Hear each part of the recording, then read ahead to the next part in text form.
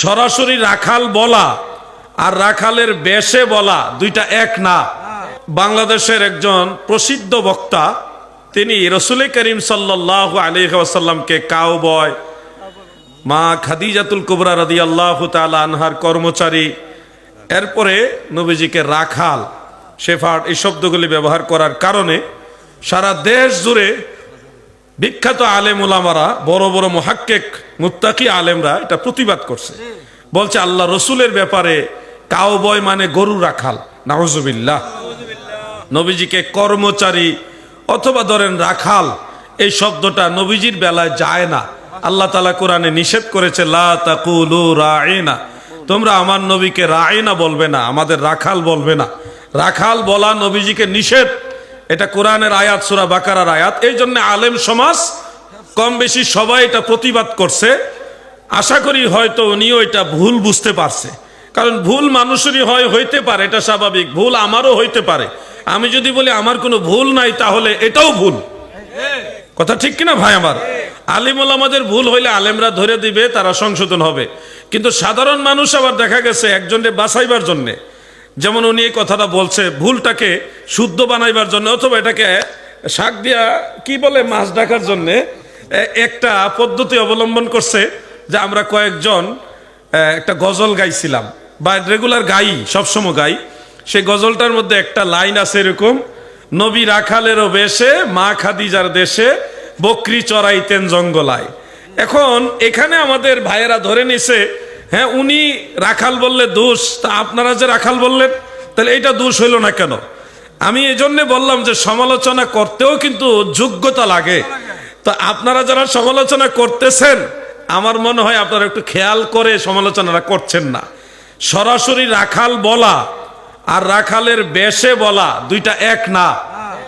আর রাখালের বেশে নবীজিকে বলার মূল হাকিকত হলো, আমার নবীজিকে রাখাল বললে, নাউজুবিল্লাহ, আমি শব্দটা বারবার উচ্চারণ করতেছি আপনাদের বোঝানোর জন্য, আল্লাহ তাআলা এবং আল্লাহ রসুল যেন আমার উপর বেজার না হয়। এই শব্দটা নবীজিকে ডিরেক্ট ব্যবহার করাটা এটা আল্লাহর নিষেধ। আল্লাহ এই জিনিস পছন্দ করে না।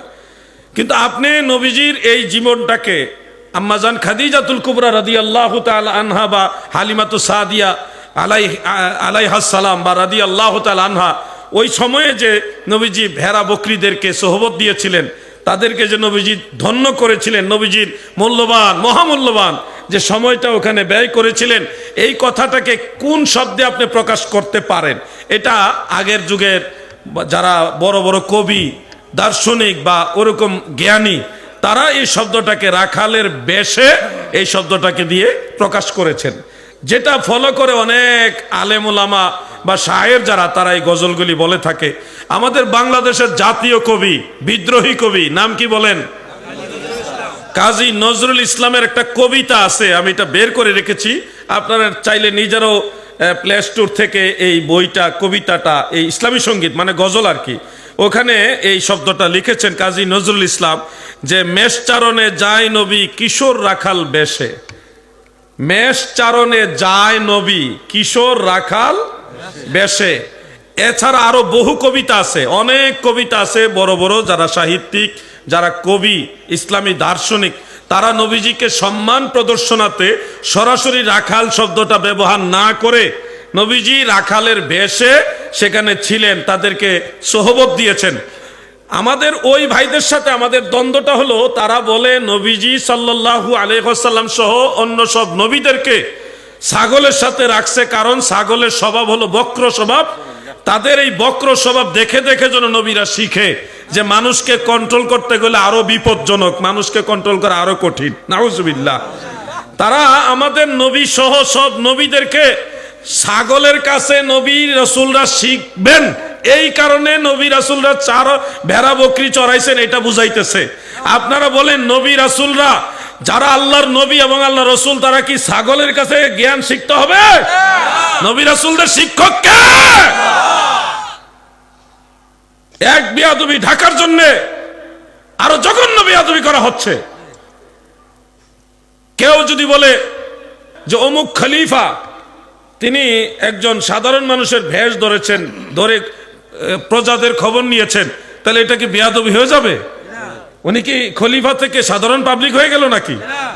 এটা জাস্ট একটা শব্দ চয়ন, যেটা মূলত উনার খলিফা হওয়া থেকেও খারেজ করে না। নাউজুবিল্লাহ, এই ধরনের চিন্তাও করা যাবে না। একটা আরবি প্রবাদ আছে, জাইদুন কাল আসাদ, জায়েদ সিংহের মতো, বাঘের মতো। এখন জায়েদ বাঘের মতো বললে জায়েদ কি বাঘ হয়ে যায়? তার এখানে একটা বিশেষত্ব বুঝাইছে, তার শক্তিটা বাঘের নেয়, সিংহের নেয় শক্তি। এটা হলো রূপক অর্থ, মানে উপমা দেওয়া হচ্ছে রূপক অর্থে। আল্লাহর হাবিব রাহমাতুল্লিল আলামিন ভেড়া বকরিদেরকে সোহবত দিয়েছেন, ভেড়া বকরি সহ সব পশু পাখিরা আমার নবীর সোহবত পেয়ে তারা ধন্য হয়েছে। নবীজি ওই সময়, তিনি তো রাহমাতুল্লিল আলামিন, ওই সময় যে সুরত, বাহ্যিক অবয়ব বা লেবাস বা সাজসজ্জা, এটা ছিল রাখালের বেশ। মূলত নবীজিকে রাখাল বলা যাবে না, এই জন্যই তো রাখালের বেশ বলা হয়েছে। তাজিম তাকরিমের দিকে খেয়াল করে